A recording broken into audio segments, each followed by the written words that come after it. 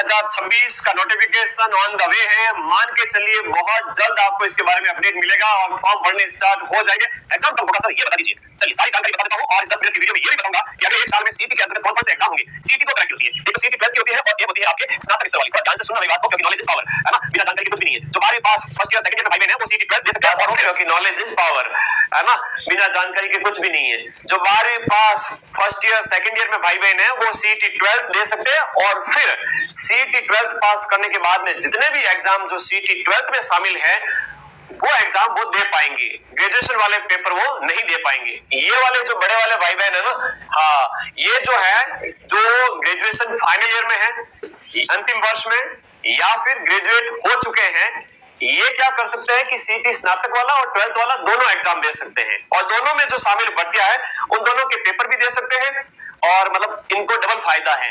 तो ये आप लोगों को ध्यान रखना है। दो तरह के एग्जाम होते हैं सीईटी के, और फिर साल भर तक आपको मतलब वैलिडिटी इसकी 3 साल रहने वाली है, तो आपको 3 साल तक लगातार सीईटी देने की जरूरत नहीं पड़ेगी। आप लगातार एग्जाम दे पाओगे, और अगर एग्जाम पास नहीं किया तो फिर मामला गड़बड़ है, और फिर आप अगले 1 साल तक सीईटी के अंतर्गत आने वाले कोई भी एग्जाम नहीं दे पाएंगे। तो पूरी जानकारी इसमें हमें बताने वाला हूं आप लोगों को कौन कौन सी भर्तियां इसमें शामिल हैं। आइए बात कर लेते हैं सबसे पहले, क्योंकि यही सबसे बड़ा मोटिवेशन है। ग्रेजुएशन में शामिल भर्तियों की सबसे पहले मैं बात कर लेता हूं कि सीईटी ग्रेजुएशन में कौन कौन सी भर्तियां शामिल है। सभी विद्यार्थी अपने इस प्लेटफॉर्म को फटाफट सब्सक्राइब कर लीजिए, क्योंकि सीईटी का नोटिफिकेशन जब आएगा, जब आपकी एग्जाम डेट आएगी, तो सबसे पहले मैं आप लोगों को इसके बारे में इन्फॉर्म करूंगा।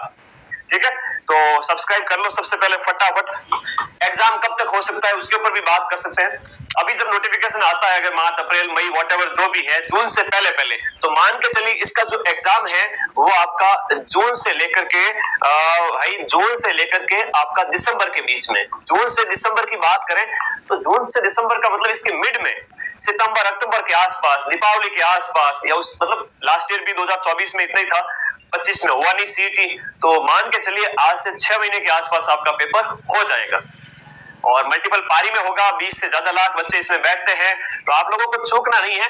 एग्जाम आपका जून से दिसंबर में कभी भी हो सकता है। ठीक है, ये हो गई जानकारी। फॉर्म पहले भर दिए जाएंगे।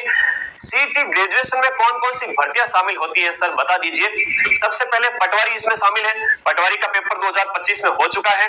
26 में अभी इसका अपडेट आया नहीं है, लेकिन ग्राम विकास अधिकारी का अपडेट आ गया है कि इसका पेपर दिसंबर में होगा। तो पटवारी वाला जो कि वीडियो का पहले अपडेट आ गया है, तो पटवारी वाला 2027 के अंदर जनवरी से जून में कभी भी हो सकता है। पटवारी वाला और वीडियो वाला दोनों आपके सीईटी ग्रेजुएशन के थ्रू होगा। तो आप लोग दोनों बैच पढ़ रहे हो, सीईटी वीडियो कॉम्बो, जिसमें पटवारी भी पढ़ाया जाएगा। जूनियर अकाउंटेंट बहुत चर्चित भर्ती है, जीआरए जिसे कहते हैं जूनियर अकाउंटेंट, और एक आपका तहसील राजस्व लेखाकार टीआरए, ये भी आपके सीईटी स्नातक के तहत शामिल होती है। अगर आपने जो सीईटी ग्रेजुएशन कर रखा है तो आप इसका फॉर्म भर पाएंगे, अन्यथा नहीं भर पाएंगे। बहुत बड़ी जॉब है। ठीक है, हल्के मत लेना। जिसने भी सीईटी को हल्के में लिया फिर वो अगर पास नहीं हुई तो फिर मामला गड़बड़ है। ठीक है, क्योंकि इस बार सीईटी जब का जो क्वालिफाइंग मार्क्स है वो 50% यानी 150, और जनरल कैटेगरी के लिए 165 नंबर। हो सकता है कि आप 55% नंबर लाओ तो ही आपको सीईटी क्वालीफाई किया जाए। तो सावधान रहना। कार्टून कमांडर है, छात्रावास अधीक्षक है, महिला पर्यवेक्षक है, जिलेदार है, डिप्टी जेलर है, और पर्यवेक्षक पद डिपार्टमेंट में ये आपके सीईटी ग्रेजुएशन के तहत शामिल होती है।